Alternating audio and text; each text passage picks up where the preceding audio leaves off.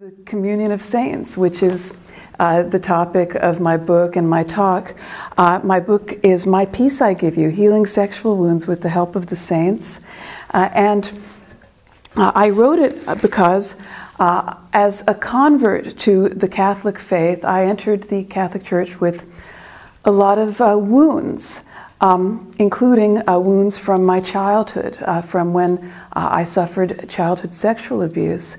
And as a Catholic, I knew upon entering the church as an adult, 8 years ago this Easter Vigil, that if there were any healing to be found, this was where the healing was. I knew that Jesus is the divine physician, but I struggled to be able to locate my wounds in the mystical body, so to speak. The wounds of any kind of wound of trauma, but particularly the wound of childhood sexual abuse, carries with it very often misplaced guilt. It's very common for children to blame themselves for the evils that others perpetrate against them. And of course, the truth is, when we think about abuse happening to anyone else other than ourselves, we rationally know that no child is ever responsible for abuse. Whether the abuse is committed by an adult or by a peer, that is something that a child is not equipped to deal with, and it's always a violation.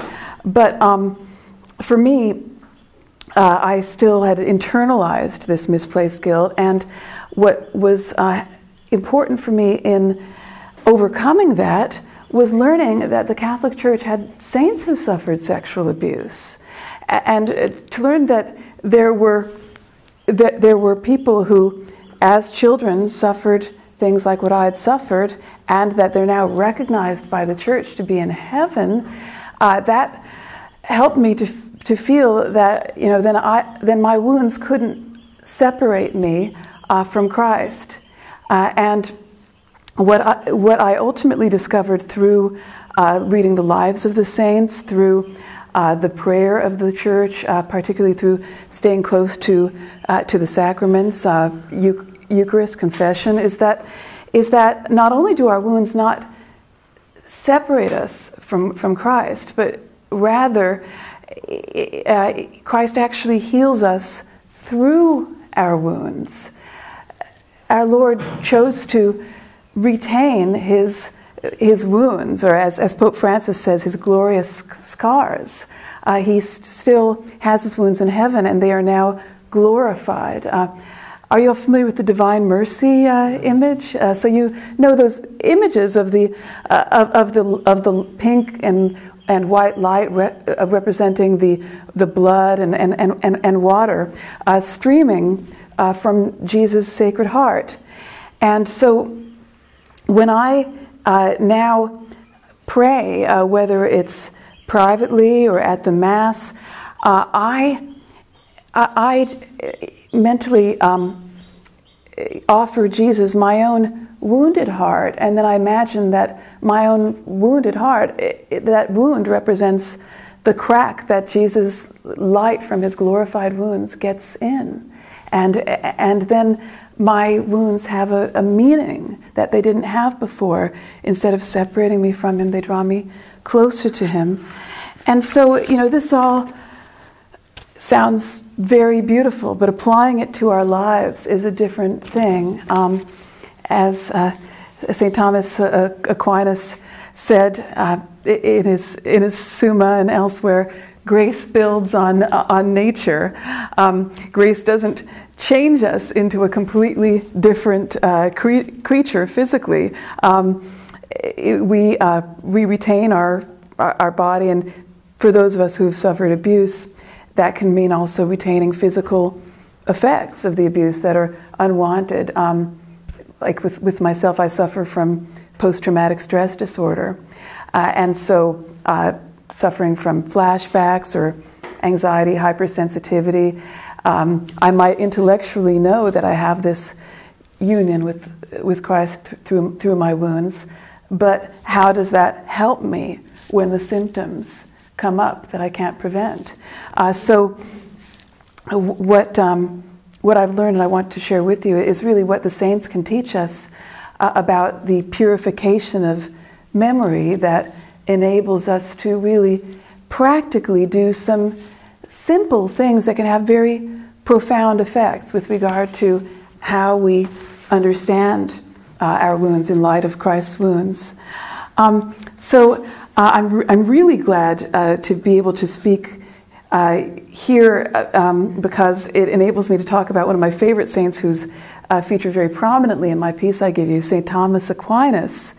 Now, you may know St. Thomas, I hope you know him, as one of the greatest minds the Church has ever produced. You may know that he's called the angelic doctor because, like an angel, he was gifted with the highest wisdom, purity, and love of God.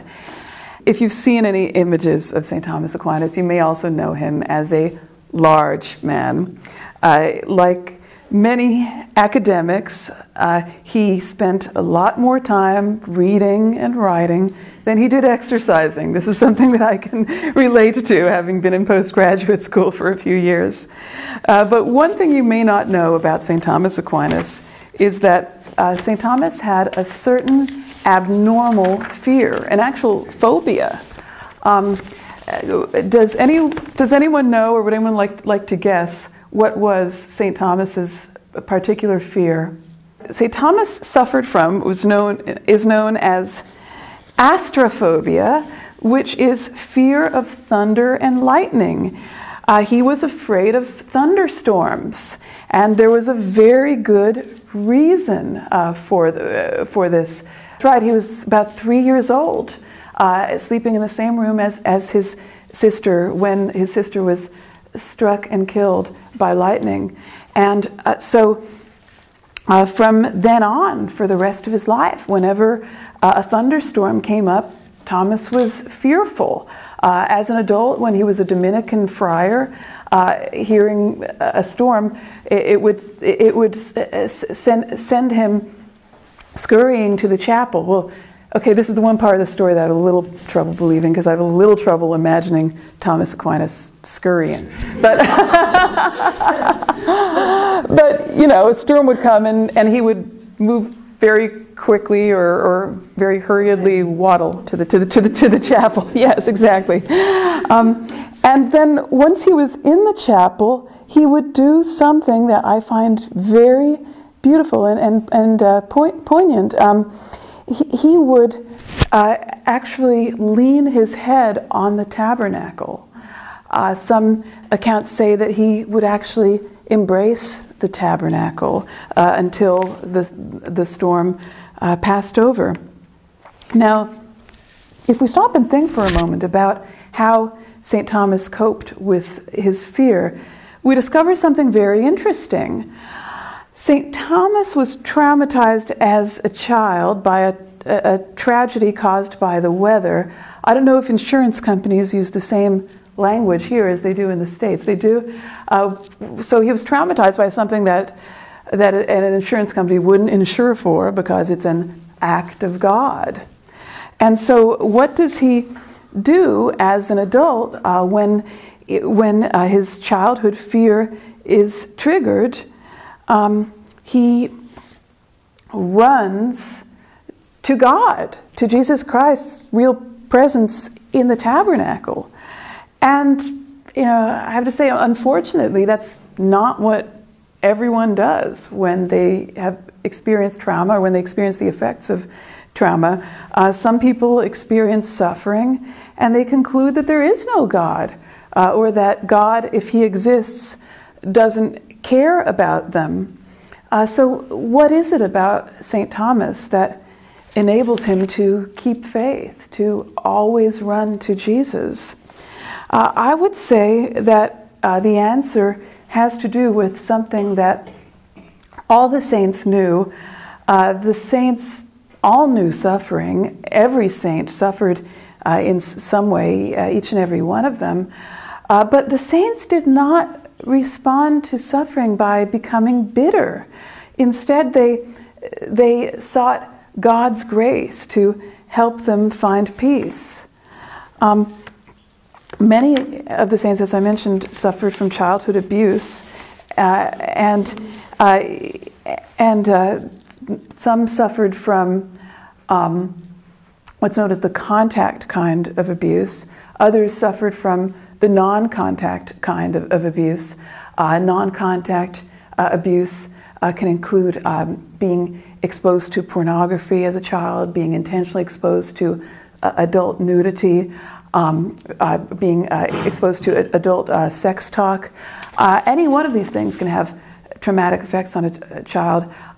Interestingly, when I was first reading up on abuse, I discovered the term non-contact abuse in NHS literature, and it was interesting for me just to see that the NHS, even though they do a lot of things that I would actually consider non-contact sexual abuse, having seen some of their sex ed literature, at least someone somewhere at the NHS recognizes that children can be and are traumatized by being exposed to sexual things of a sexual nature at an early age. But while the evils that were committed against those saints who suffered abuse, those evils that they suffered were lies. The saints did not internalize those lies. I say that the evils were lies because it's a lie to treat a child as though the child were an object for your use. And the temptation for a child, I know for myself, not even a temptation, but just the way of coping is to think, well, this person thinks that I'm an object, therefore I'm only valuable as an object, and that can create some very difficult behaviors later in life. To think that one has to be loved only for what you do and not for who you are. But the saints didn't internalize that lie of being an object for use. Instead, looking at the crucified Christ, they were able to place their past pain in perspective so that they, like Jesus, could live in the truth of God's love and share that love with others. And the way that they found that perspective, which gave them the peace that the world cannot give, was by way of purification of memory. So during the rest of the talk, I'll talk specifically about what is purification of memory. And to do that, I'll share some stories of saints who had painful memories and whose memories were healed through their seeing their past in light of the risen Christ. And the first couple of saints that I'll talk about, and hopefully more if I have more time, are St. Mary Magdalene and St. Ignatius Loyola. St. Mary Magdalene, with regard to what her experience shows us with purification of memory, I learned about that perspective on her experience from Pope Francis, who discusses her in relation to purification of memory in his homily for this past Easter Vigil.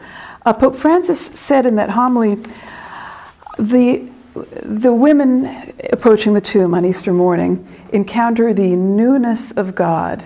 Jesus has risen, he is alive, but faced with the empty tomb and the two men in brilliant clothes, their first reaction is one of fear. They were terrified and bowed their faces to the ground, St. Luke tells us. They didn't even have courage to look. But when they hear the message of the resurrection, they accept it in faith. And the two men in dazzling clothes tell them something of crucial importance. Remember what he told you when he was still in Galilee. And they remembered his words. They are asked, Pope Francis continues, they are asked to remember their encounter with Jesus, to remember his words, his actions, his life. And it is precisely this loving remembrance of their experience with the Master that enables the women to master their fear and to bring the message of the resurrection to the apostles and all the others.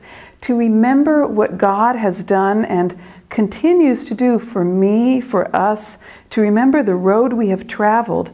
This is what opens our hearts to hope for the future. The Holy Father concludes, may we learn to remember everything that God has done in our lives. Now, I found that very interesting because what he's bringing out is that it wasn't as though the women approaching the tomb had never heard that Jesus would rise. That's why the angel is able to say, remember what he told you in Galilee. The women followed Jesus very closely, and Jesus didn't only tell his disciples what was going to happen to him. He told besides the 12, the larger group of those who were following him, including the women. But the way that Jesus put it was the Son of Man is going to be taken and beaten and mocked and crucified, and after 3 days he will rise. And that was very traumatic for the people hearing them. They only heard that first part, even though Jesus said it many times. All they could hear was the Son of God is going to be taken and beaten and mocked and crucified. And somehow they just tuned out that last part. What he was trying to do was to provide them with an umbrella perspective for everything that they were going to witness in him. But we know that even the rock, Saint Peter, the one to whom Jesus had given the keys to the kingdom, when he heard this, he said, Lord, may it never be. And Jesus said to him, get thee behind me, Satan. You are thinking as men do, not as God does. Jesus was trying to get us to think as God does. And God does not see only Good Friday. God sees Easter morning.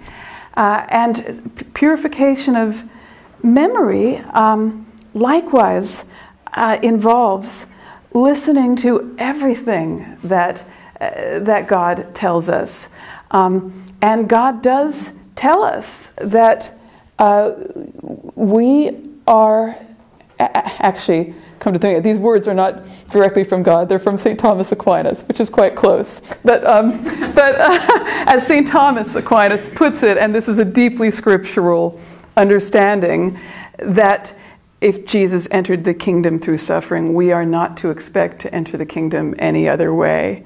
And certainly we find that in many places in the letters of St. Paul and St. Peter, that we are members of the fellowship of his sufferings, and that and St. Paul says this is a true saying, that if we die with him, we will rise with him. But the important thing is to not get stuck in our own memories. Here we are, we're existing in time, and we only know what we personally have experienced, but to ask God to enable us to enter into his memory. And God, being outside of time, he doesn't just see the bruises and blotches and twisted branches of our lives. He sees our lives as being bound in this beautiful tapestry in which we are to share in the face-to-face communion with God, and sharing communion with one another in heaven. And as hard as it is to keep that perspective, that's what we are to keep. That's for me why the prayers of the Mass are so important. This I don't talk about in my book, but I mean, since this is a smaller group and I can be a bit more conversational with you, I'll just tell you personally, when I go to Mass, if I'm feeling dry and just kind of stuck in my own day, not really thinking so much about heaven, I'll ask God to let me see what my guardian angel is seeing. And then I'll just start thinking, what is my guardian angel seeing at the Mass? And you know, I'm not the kind of a mystic where I actually see you know, visions with my eyes, but I realize that God respects our will. You know, in fact, it's because God respects our will so much that there is evil in the world, because He wants us to be able to love Him freely. And in order to do that, some people He has to permit, not will, but permit some people to freely choose not to love Him. But as I said, God respects our will, and if we will to see with the eyes of the heart, as St. Augustine used to say, to see with the eyes of the heart what our angel sees, then even if we still feel dry, even if we don't have any visions, God is giving us invisible grace. He's giving us the same kind of grace that our angel is receiving with seeing. Because we're not rewarded for what we see. We're not rewarded for what we feel emotionally. We're rewarded for making the decision for God. Love is not a feeling. It's a decision. And then as we make that decision, we can, and I think should, pray that the feelings come, and yet have that confidence that even if the feelings don't come, that the invisible grace is there nonetheless. And we have so many beautiful lives of saints who had these, you know, amazing mystical experiences early on, like Mother Teresa, and then had dryness towards the very end of their lives, but yet God was using them in all that dryness. And anyone who thinks that oh, well, if you're not feeling it, then you're not in it. You know, they don't know the lives of these saints who experienced the dark night of the soul, where if they weren't able to see Jesus' face during that dark night, it was because they were so deeply identified with Him. I often think about that too. There are many times when I wish I could see my guardian angel, see the saints. And then I think about, well, maybe the reason why I can't see them is because, you know, it's kind of like if you're trying to surprise someone, you just kind of stand behind them, move with them. it's like that. I picture, well, the saints are behind me all the time, whether I know it or not. My angel is behind me all the time, and they see what I see and are praying for me throughout, and that helps a lot too. Well, I've digressed quite a bit. I did tell you I would speak about St. Ignatius Loyola, so I'll read to you a bit of that from the very first page of my piece I give you. I put St. Ignatius Loyola right up front because I think his story is so important, and I received a wonderful validation in this because. Well, my book came out before the papal election, and after Francis became Pope, he was giving an interview where he was asked what was his favorite prayer, and you know, I guess it's not really too surprising that his favorite prayer is like the great prayer of Saint Ignatius, the contemplation to attain divine love, also known as the Suscipe prayer. So I wish I could claim divine foreknowledge for having the sushi prayer right at the beginning of my book. But yeah, I guess you think Ignatius Loyola, you think Jesuit, you think sushi prayer. But still, I was very happy to read that when he spoke of that prayer, he said that that for him, prayer is always an exercise in memory. It's remembering the good things that God has done for him or for the church or for a particular parish. And I was happy that that memory was also what I sought to highlight in putting that prayer in here. And here's what I say. I begin with a bit about Ignatius's life. When Ignatius of Loyola underwent a dramatic spiritual conversion in 1521 at the age of 30, there were many things in his past that he would have liked to forget. His mother had died when he was just a baby, and soon afterward, his father had sent him away from the family home to be raised by a wet nurse. Although he grew to feel at home in his nurse's family, the experiences of loss and upheaval at such a young age likely took an emotional toll on the saint. What we know for certain is that Ignatius bore deep regrets for things he had brought upon himself. He would later say that before he was awakened to the love of Christ, he was enthralled by the vanities of the world, and especially the military life, where he seemed led by a strong and empty desire of gaining for himself a great name. We also have his friend's account that he was reckless with games, women, and brawls. Years later, St. Ignatius wrote his spiritual exercises, which over time would help millions discover God's call in their lives. Toward the end of the regimen of meditations, he included a prayer for perfect charity, the virtue that unites us most fully in love to God and to one another. In the first line of this prayer, known as the Suscipe after its first word in Latin, we find an important clue to the nature of Ignatius's own spiritual journey. Take, O Lord, and receive all my liberty, my memory, my understanding, and my whole will. The first thing Ignatius offers God is his liberty, wanting to live for God instead of for himself. Ignatius gives up his freedom to act so that he might say with St. Paul, I have been crucified with Christ. It is no longer I who live, but Christ who lives in me. Then comes the aspect of the Suscipe prayer that is perhaps the most striking. Having given his freedom, Ignatius seeks to give God his mind and heart. What is the first part of his inner self that he offers?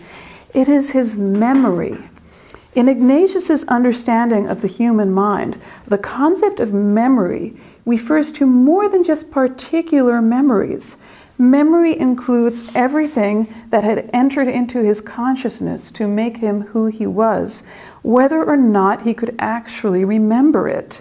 It forms the foundation of his present identity, including his hopes for the future. This is an ancient way of understanding memory. It dates back at least to St. Augustine, and it makes particular sense for one who has survived trauma, as Ignatius had, having been wounded during his military days. Often in trauma survivors, and this holds regardless of whether the trauma was the result of sexual abuse or military combat, the brain attempts to protect itself by consigning painful swaths of the past to areas where memory's tendrils cannot reach them. Yet the memories of traumatic events, whether present to us or not, remain part of us. That is why there is something very beautiful about St. Ignatius offering his memory to God. The saint acknowledges there are things he cannot change, the events of his past, and at the same time displays the bold hope that his Maker will accept him as he is now, with everything he did and everything that was done to him.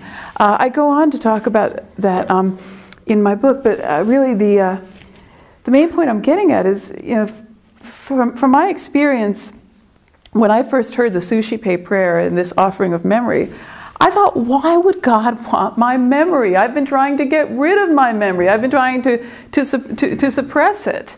And now God wants it. And the answer is that God wants everything. And that our memory, as I said with Ignatius, is not just particular memories. I mean, when you think about it, what is the past? The past doesn't exist anymore. The past only exists in as much as everything that has happened has led us to the present moment. So I, in some sense, am the product of everything that I've done, everything that's been done to me. So when I offer God my memory, I'm really offering Him my identity. And if I don't make the offering of memory, then it's not really a gift of self, because I don't exist in a vacuum in this present moment. In this present moment, there are all the other moments that came before it that make me that make me who I am. There's a beautiful sermon by Cardinal Newman on the mental suffering of our Lord. And in it, Newman talks about the difference between animal pain and human pain. This is something that C.S. Lewis would later pick up on in his book, The Problem of Pain.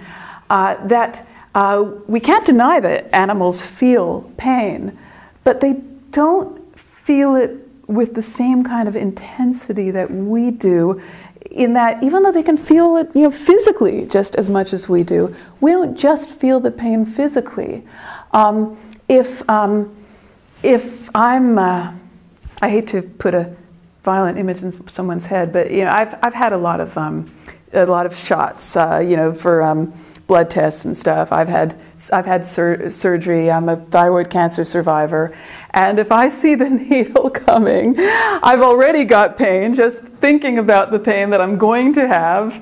And then the needle's in, and I'm thinking it's going to hurt even more when it's pulled out, and so on and so on. And the way that Newman puts it is that each moment contains the previous moments.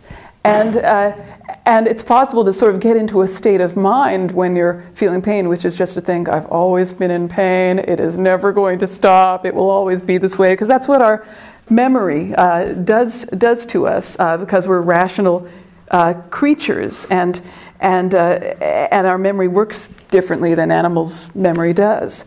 But what Cardinal Newman points out in this sermon, which I just highly recommend, is that Jesus, when he was on the cross, was given the option of not having memory of his pain.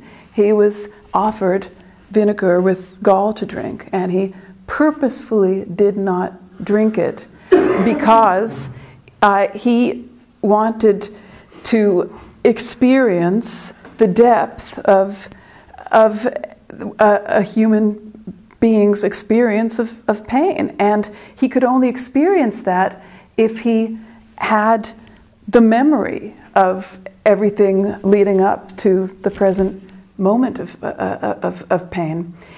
And so if we then offer God our memory, what we're really doing, in a sense, is inviting God to become present to our past in a new way. Certainly God created us. He, in his divine providence, he positively willed all the good that happened in our lives. He permitted the evil, knowing the plan that he had for us. So, there's no question that God was always present, but God wasn't always present in our lives with our active cooperation in his plan. When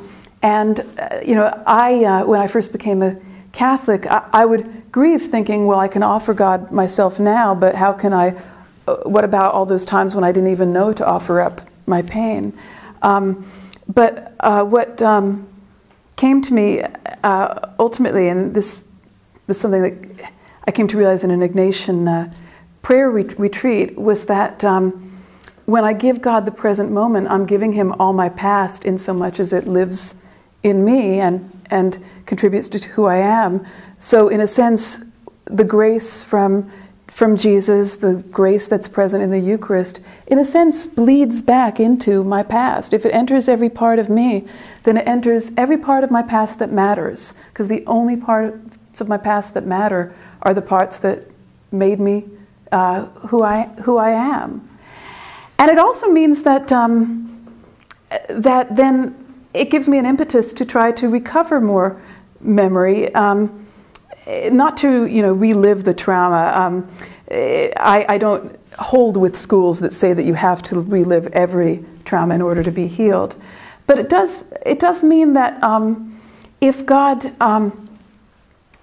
if I am cooperating now with God sanctifying my entire life, then I need to go back and try to find some good memories and think about maybe ways that God's been loving me in my life that I wouldn't have noticed before. Because if God permitted me to feel the depth of pain, then He permitted me in some way to be like His only Son, to be like Jesus, and so